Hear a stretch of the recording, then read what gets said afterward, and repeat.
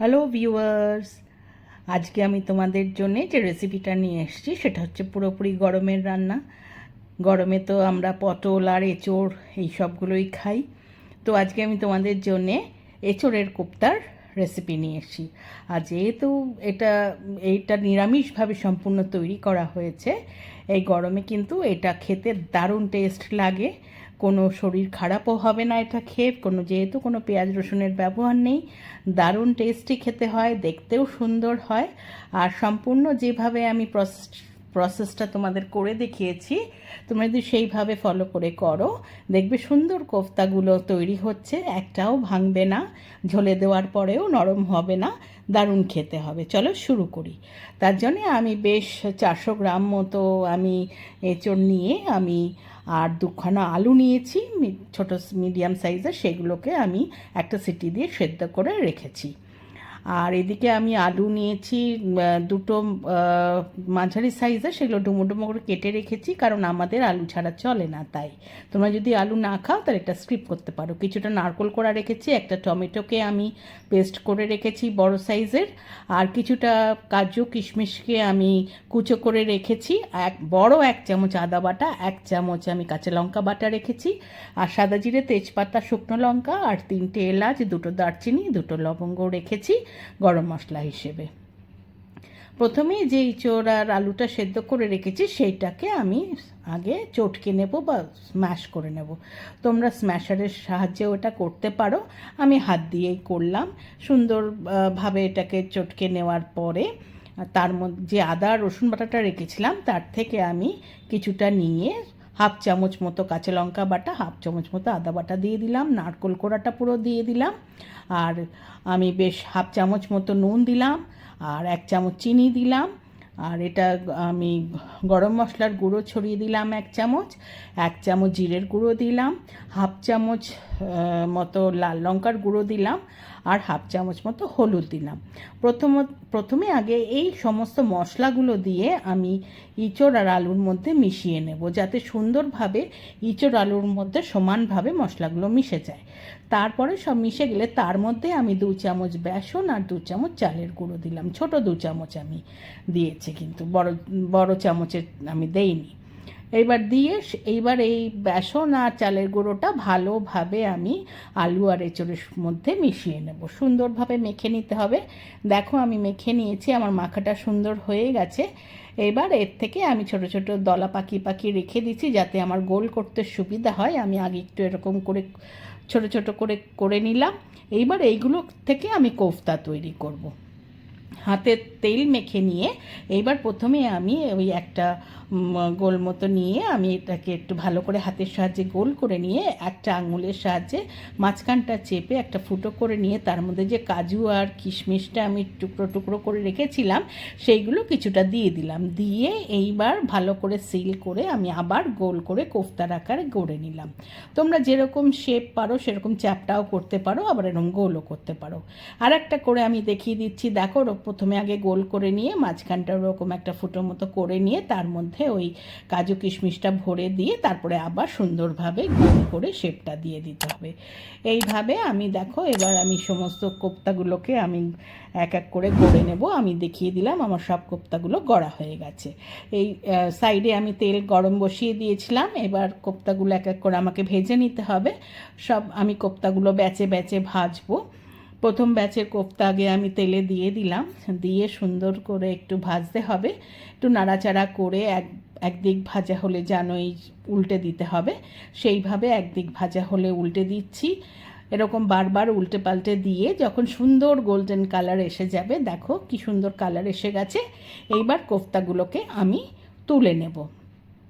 ঠিক একইভাবে অন্য পরের ব্যাচের কোফতাগুলোও ঠিক আমি একইভাবে ভেজে নেব।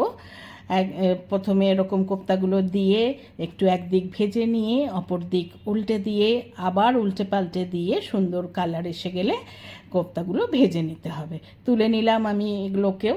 এইভাবে আমি সমস্ত কোফতাগুলো আমি ভেজে নিয়েছি।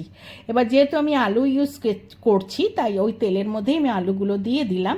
তোমরা যদি আলু না ব্যবহার করো তাহলে তোমাদের তো এই স্টেপটা স্কিপ করে যেতে পারো তোমরা। আমি আলুগুলোকে দিয়েও তেলের মধ্যে বেশ সুন্দর কালার আসা অবধি ভেজে নিয়ে তুলে নিলাম। এইবার মেন রান্নাটা আমাকে করতে হবে। আমি কড়াই বসিয়ে দিয়ে সর্ষের তেল দিয়েছি, তেলটা ভালো করে গরম হলে ফোড়নের জন্য যা যা রেখেছিলাম সেগুলো দিলাম, সাথে জিরে, তেজপাতা, শুকনো লঙ্কা, গরম মশলা দিয়ে তার মধ্যে আমি হাফ চামচ মতো থেকে একটু বেশি তার মতো আমি হিং দিয়ে দিলাম। হিংটা একটু নাড়াচাড়া করে ভেজে নিলাম, ভেজে নিয়ে তার মধ্যে আদা কাঁচা লঙ্কা বাটাটা দিয়ে দিলাম, দিয়ে নাড়াচাড়া করে কাঁচা গন্ধটা চলে যাওয়া অবধি ভাজবো। ভাজা হলে তারপরে আমি ভেজে নিলাম, ভেজে নিয়ে তার মধ্যে আমি যে টমেটো বাটাটা রেখেছিলাম সেটাকে দিয়ে দিলাম। টমেটোর বাটাটা দিয়ে ভালো করে তেলের মধ্যে একটুখানি ভাজা ভাজা করে নিয়ে নাড়াচাড়া করে নিয়ে তার মধ্যে এবার আমি 1 চামচ জিরের গুঁড়ো দিলাম, 1 চামচ ধনের গুঁড়ো দিলাম, হাফ চামচ লঙ্কার গুঁড়ো দিলাম, আর হাফ চামচ থেকে একটু বেশি হলুদ গুঁড়ো দিলাম। হাফ চামচ লঙ্কার গুঁড়ো দিলাম কারণ আমি কাঁচা লঙ্কার ঝাল করেছি, আর আমি 1 চামচ মতো কাশ্মীরি লঙ্কার গুঁড়ো দিলাম কালারের জন্যে।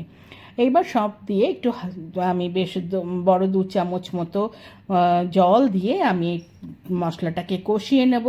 একটুখানি কষিয়ে নিয়ে তার মধ্যে আমি 1 চামচ নুন দিয়ে দিলাম, 1 চামচ চিনি দিয়ে দিলাম, দিয়ে আবার একটু জল দিলাম, দিয়ে আমি কষাবো। এইভাবে জল দিয়ে দিয়ে আমি মশলাটা কষিয়ে নেব। যেহেতু আমি খুব একটা তেল দিয়ে তো রান্নাটা করছি না, তাই এভাবে জল দিয়ে কিন্তু কষিয়ে নিতে হবে। ভালো করে জলটা দিয়ে মিশিয়ে নিয়ে এবার আমি ঢাকা দিয়ে আমি 3 থেকে 4 মিনিট রেখেছি। 4 মিনিট পরে ঢাকা খুলেছি, দেখো সুন্দর তেল ছেড়ে গেছে মশলাটার থেকে।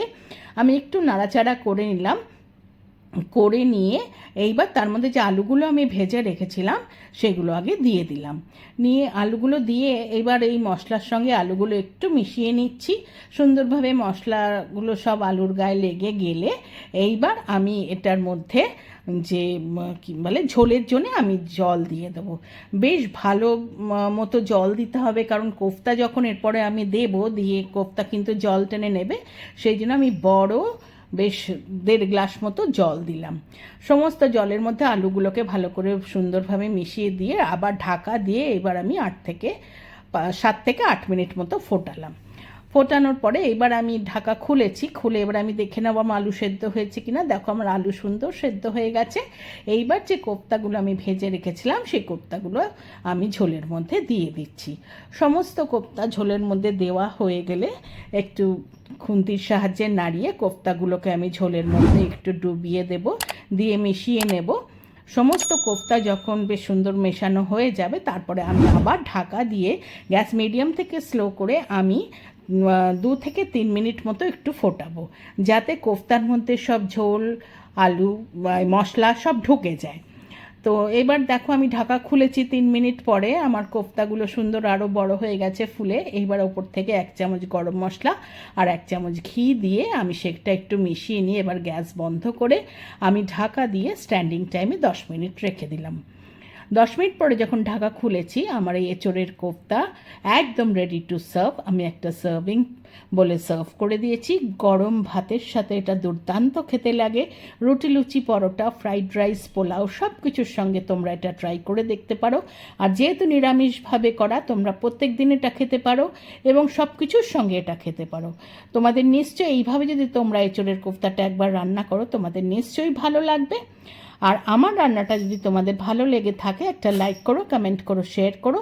যারা এখনও আমার চ্যানেলটা সাবস্ক্রাইব করোনি প্লিজ সাবস্ক্রাইব করে দিও। পাশে থাকা বেল আইকনটা প্রেস করবে, তাহলে আমার তৈরি সমস্ত রান্নার নোটিফিকেশন তোমাদের কাছে পৌঁছে যাবে।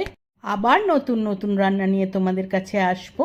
আজকে তাহলে চলি, তোমরা সকলে ভালো থেকো, টাটা।